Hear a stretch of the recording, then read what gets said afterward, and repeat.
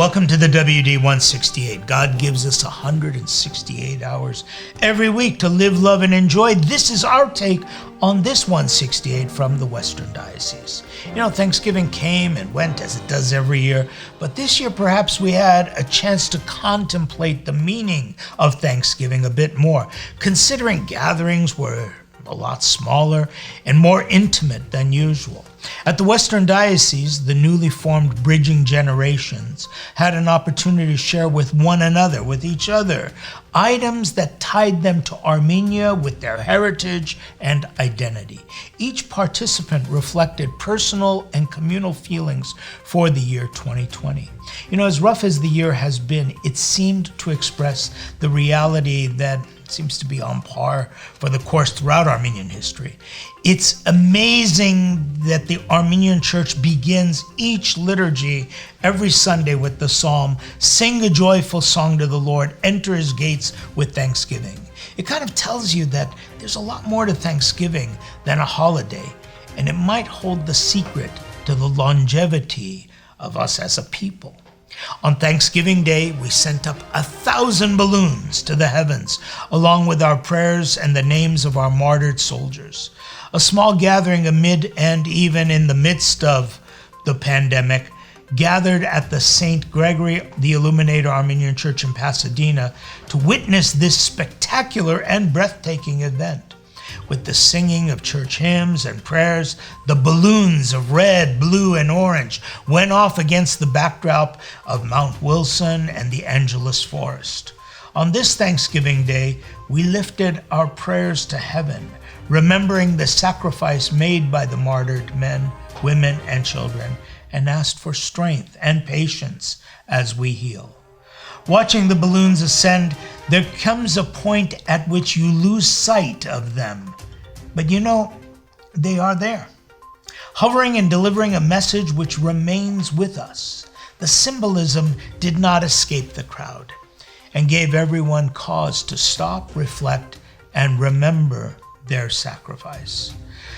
Thanks to a matching fund set up by the Circle of Faith and Comfort Care, over $20,000 was raised to aid humanitarian relief efforts in Artsakh and Armenia. Make sure you check out the Western Diocese YouTube channel and Facebook page to see the entire video and pictures from the event. It is inspiring. As we reported last week, a new committee has been formed to address the massive humanitarian crisis which has unfolded as a result of Azeri aggression, which led to the war.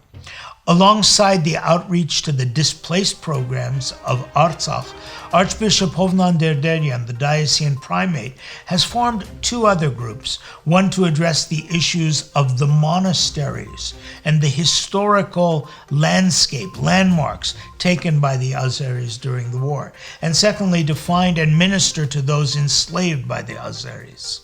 These efforts are international in scope, and an international body met on Tuesday morning to organize immediate and necessary aid.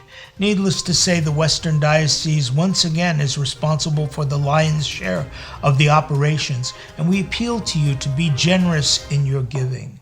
Transparency and accountability are the hallmarks of our efforts, and every step of the way is available publicly on our website and Facebook pages.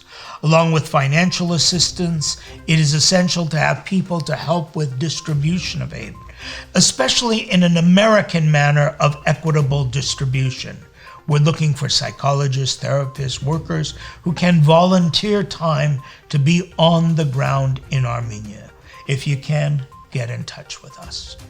Of course, we need to be spiritually and emotionally ready before we can minister to others. It's been difficult given the conditions caused by the COVID-19 pandemic and the lockdown. But last Sunday, November 29th, His Eminence Archbishop Hovnan celebrated the Divine Liturgy at the Cathedral and began his sermon with the news that restrictions on the church had been lifted. And effective November 30th, the churches would be open for services on Sunday and throughout the week for weddings, baptisms, and funerals.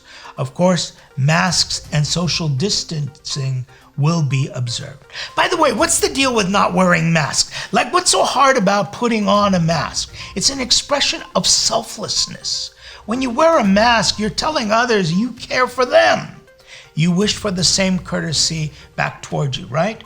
Look, you put on head coverings in church. Whether you wear one or you don't doesn't hurt anybody.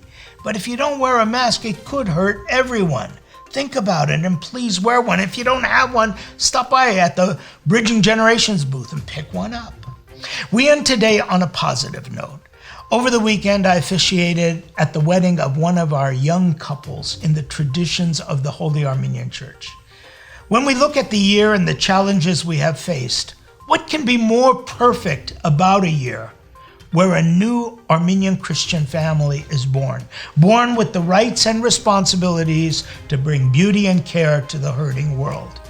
It was, in fact, a miracle that in the midst of a world seemed to gone awry, two hearts spoke to one another, accepted the seal of God, and have laid the foundations to a new generation of Armenian life. We wish them well, and all the families who take this vow. We wish them all the best as you move forward in life. I look forward to seeing you in church, online, and next week as we look at that 168 from the Western Diocese.